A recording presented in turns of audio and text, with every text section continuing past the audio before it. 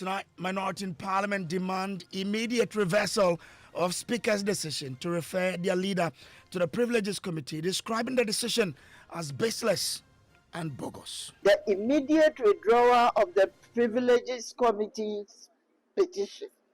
It is gross abuse of process and an affront to justice. We have details as they say this referral is an attempt to politically persecute and crush the minority leader.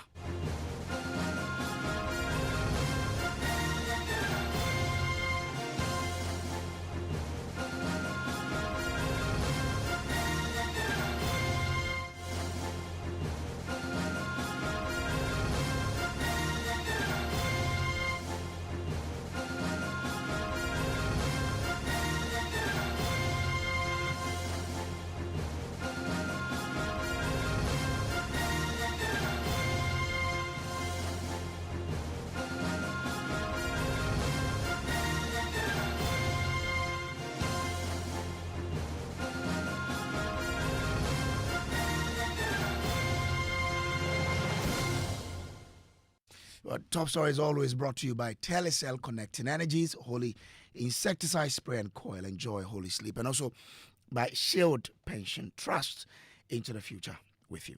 Now, tonight, the minority in Parliament are up in arms against Speaker of Parliament Alban Bagbin, accusing him of cynical weaponization of the standing orders of Parliament in his referral of their leader, Alexander Afenyo-Markin, to the Privileges Committee. The minority leader is accused of bringing the authority of Parliament into disrepute by presenting himself to the ECOWAS Parliament despite a resolution of the House removing him from the delegation. Now, according to Deputy Minority Leader Patricia Appiagyei, who addressed journalists in Parliament, the referral represents an attempt to politically persecute and crush the minority leader. I called you here today not merely as a Deputy Minority Leader, but as a member of Parliament who has been dragged unwillingly into what can only be described as a cynical, diabolical, and constitutionally perverse scheme orchestrated within the precinct of Ghana's Parliament. What we are witnessing is not parliamentary procedure. It is political persecution. It is not the enforcement of standing orders. It is the weaponization of standing orders. And it is not about upholding the dignity of Parliament.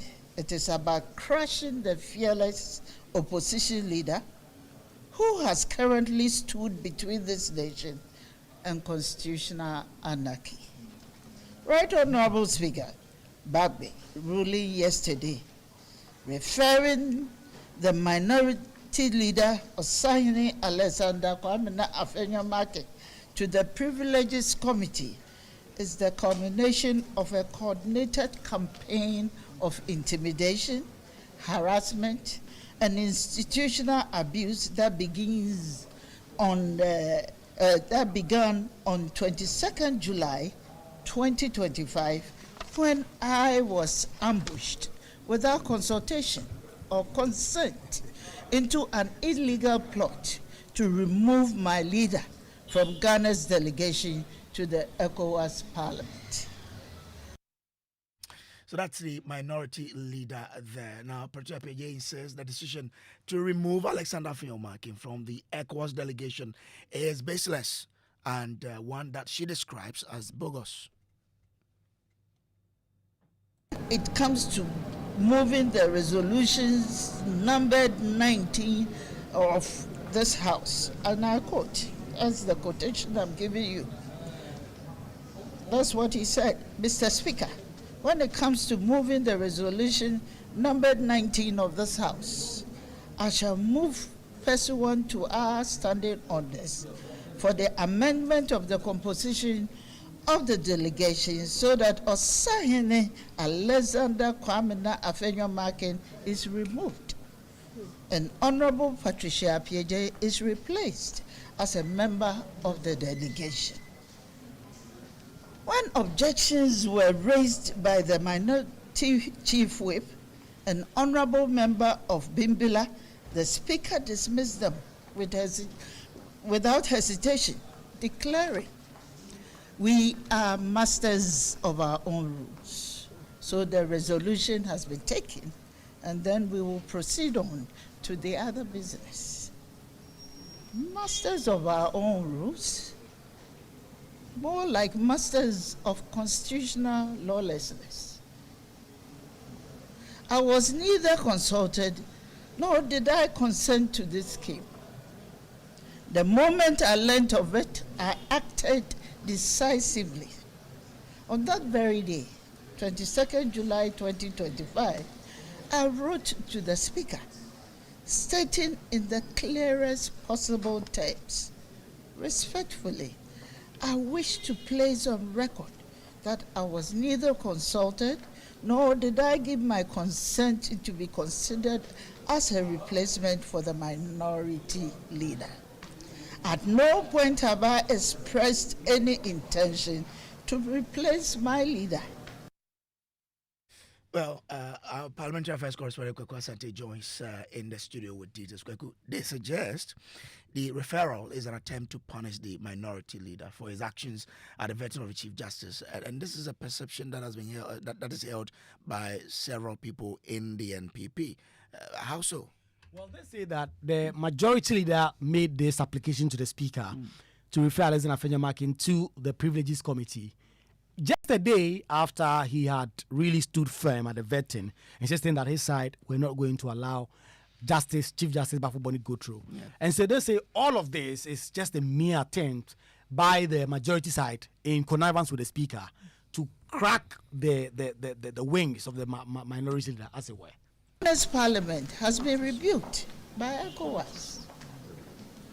Our country has been humiliated on the international stage. And the Speaker and majority leaders are the architect of this disgrace.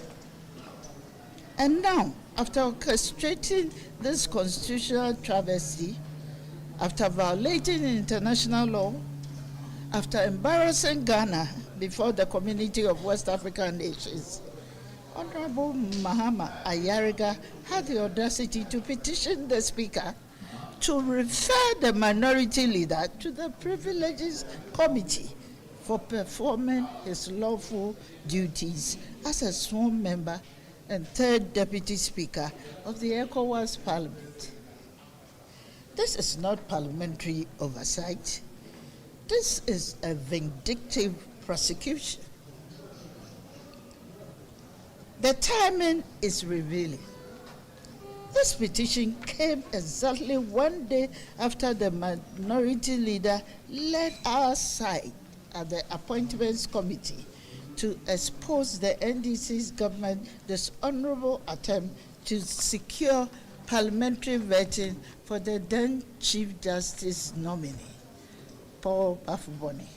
And this is retaliation, pure and simple.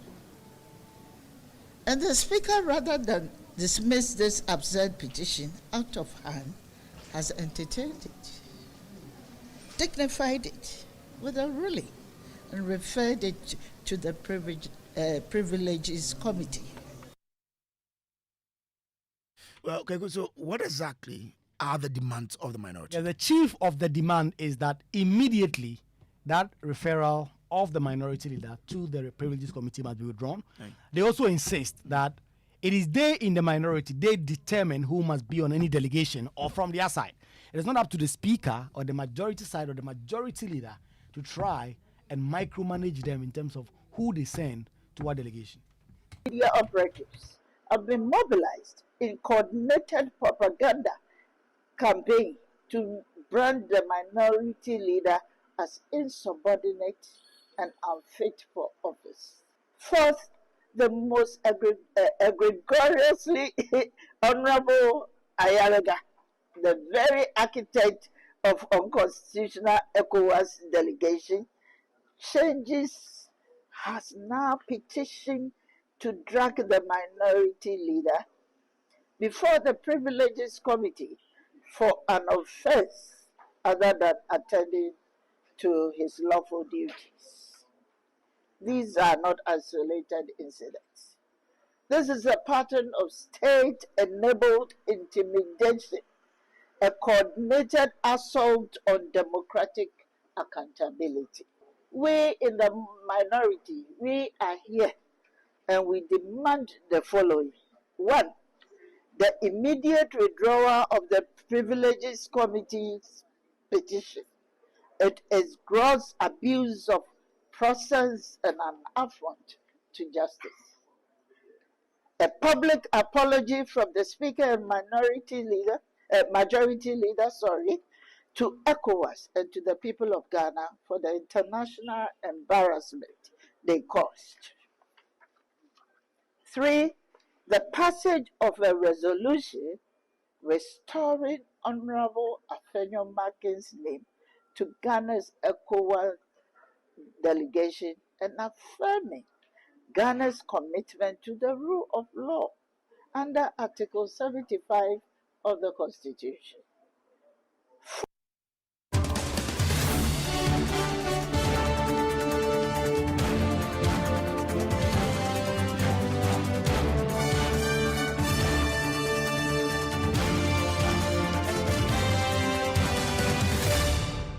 This is Stop Story brought to you by Telecel, Holy Insecticide Spray and Coil, and by Shield Pension Trust into the future with you.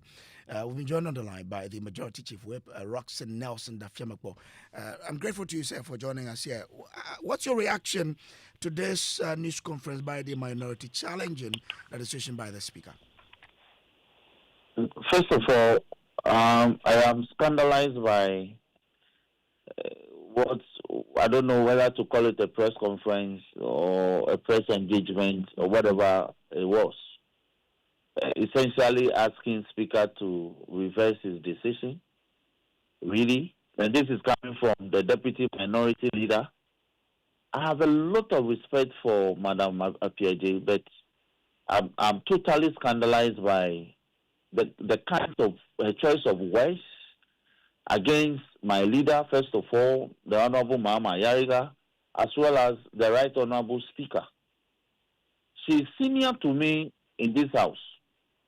And she is senior to me in leadership because she was in leadership before I joined leadership. She used to be the Deputy Majority Leader. And now she is the Deputy Minority Leader. There are certain things leaders don't do. And one is you don't go to the press and run the speakership and your fellow leader them run down this way. One, the Honorable Appiagyei knows that if a decision emanates from the Speaker and you are aggrieved, you come by a substantive motion to, as it were, challenge that decision on stated grounds and have it reversed, revised, or otherwise. She knows exactly that is the procedure provided. Now, 2, you do not impute improper motives to the Speaker. Our rules are very clear. I don't want to bore anybody with the standing orders in this matter. And yet, she goes to the media and says that Speaker has willfully refused to listen to the minorities and when they raise objections. Who said that was what happened? Speaker listened to them. The Speaker said the decision of the House is not his decision. It is the House that decided. It is the House that constituted that delegation. It wasn't the Speaker. But in constituting that delegation. No, hold on. Okay. The resolution was passed by Parliament. And I'm shocked that sometimes the media itself, you don't ask the pertinent questions. When Parliament passes a resolution, is that a decision of the Speaker? So that somebody will say that it is the Speaker's decision, you go to the media and run down Speaker in the manner that she's doing. And you won't ask any question to bring the attention to the issues. Well, we've not had her yet, so maybe you don't want to hold No, on but that tangent but before. you are playing. Somebody covered the press conference. Yeah, exactly. And you are playing it. Exactly. And you are asking me to react. But we were supposed to have her. When we get her, we ask those questions. But don't they have a point when they say in constituting committees, they have the right as the side to decide who becomes a member of a certain delegation or committee? No, not in statutory delegations. These are statutory delegations. These are statutory delegations. You make proposals. When names are proposed, it is the House that votes on those names. So let's get back to this matter. When the House constituted the delegation, she was on the floor. She was there. And she didn't oppose. She only opposed after a couple of days, when some pressure was brought to bear on her. So what did she do? She issued a press release, a statement, saying that the decision of the House to put her on the ECOWAS delegation, she was no longer interested, and that her name should be taken off. That is fine. So it is up to Parliament to nominate another person and pass a resolution in adding the person. It is not her right to say the kinds of things she's saying about Parliament. So she's exercised her right not to be part of the delegation. The House has agreed. And who did? Was there a nomination for someone to replace her on the committee? No, we haven't done that yet, but we'll do so. Then second, the decision to have the minority leader referred to the privileges committee was based on a motion filed and ably moved by my leader of the House, the Honorable Mama Yariga, on stated grounds. But that's the grounds that's that where he they have a challenge to support his motion are a matter of public record. He says essentially that the conduct of the minority leader, which led to an embarrassment to our national parliament, constitutes a contempt of parliament. And so the Parliamentary Committee on Privileges should look into the circumstances. That is the basis upon which Speaker made the referral. Now, is she saying that Speaker has no right to make such a referral when the motion has been properly moved, debated, and Speaker found favor with it? So what is available to them is to appear before the committee and recount the issues the allegations that have been made against him.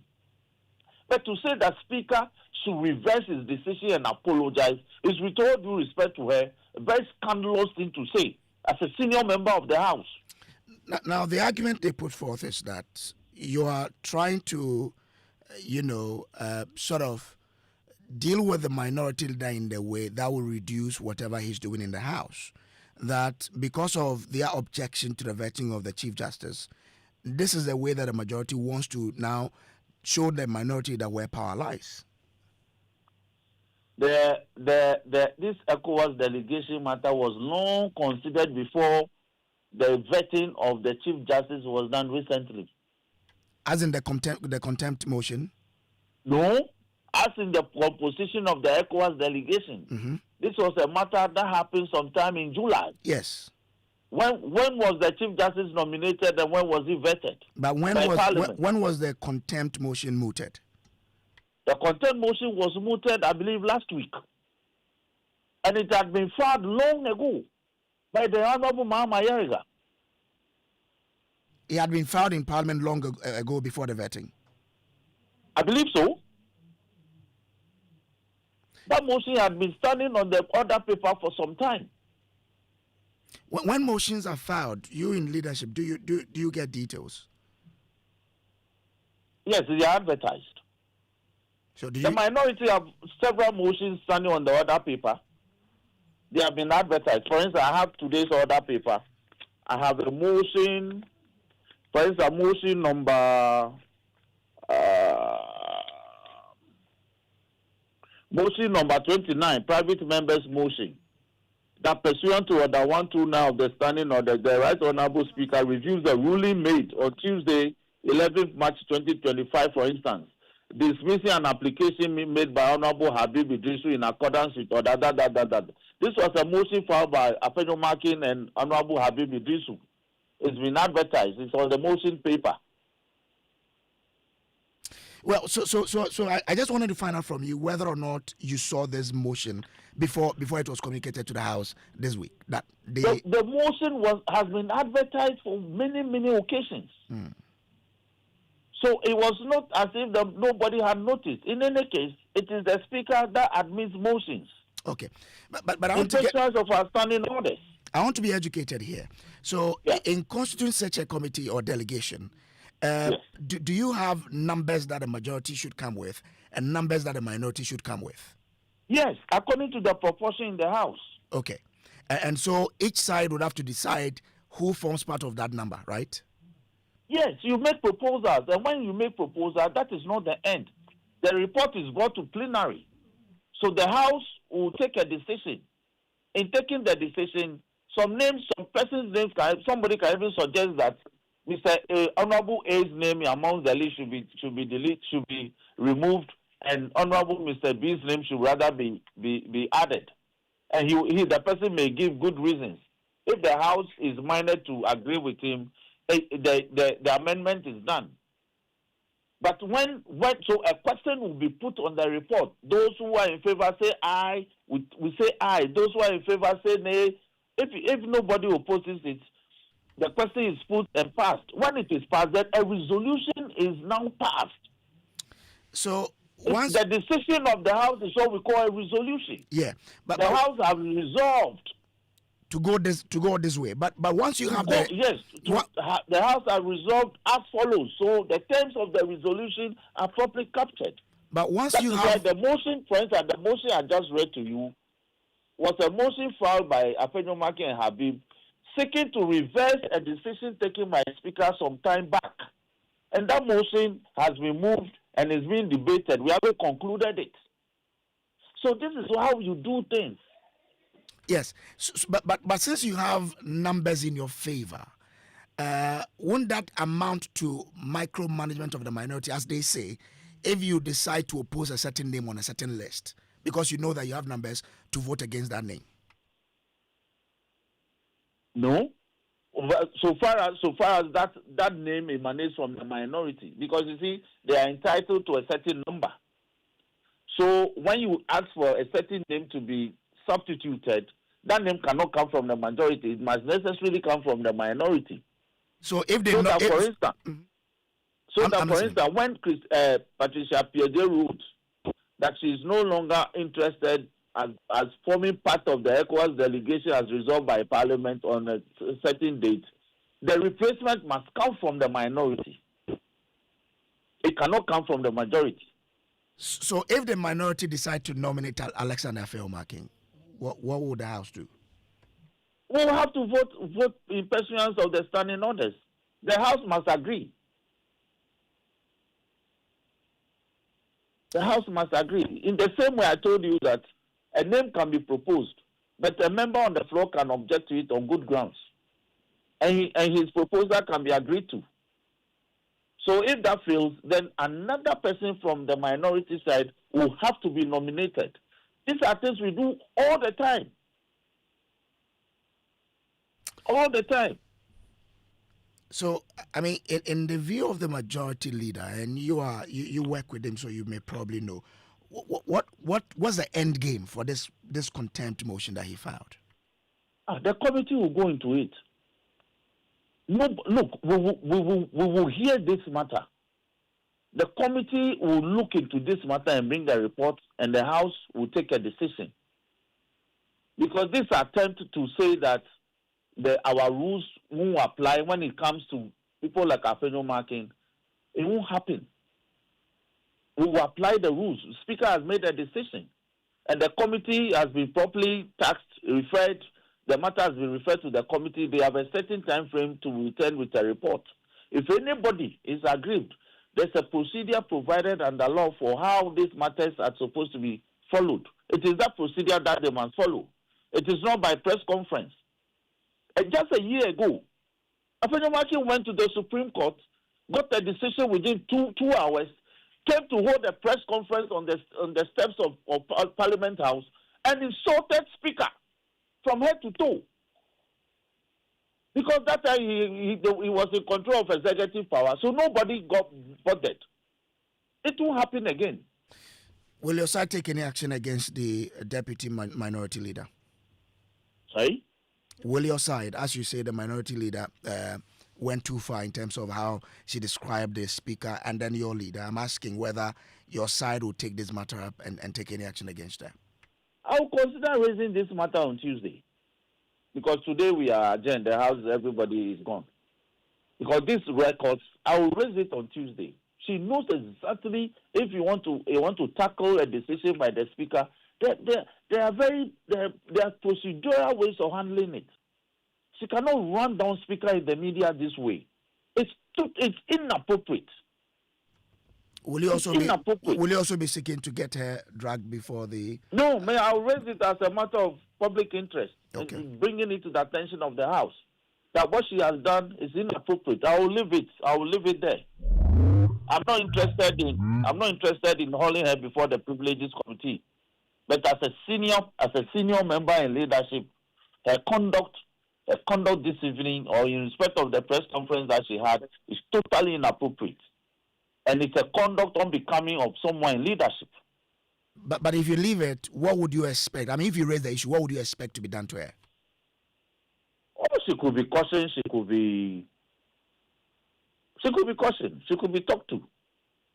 I mean, we are. If you are in leadership, you are as a leader of the house. You are supposed to behave like Caesar's wife. You have to live above reproach. When you go to the media and run down speaker in the manner that she's done, run down my leader, the majority leader, leader of government business, in the manner that she's done. When young MPs do that, how will you caution them as a leader? Okay. How will you talk to them as a leader?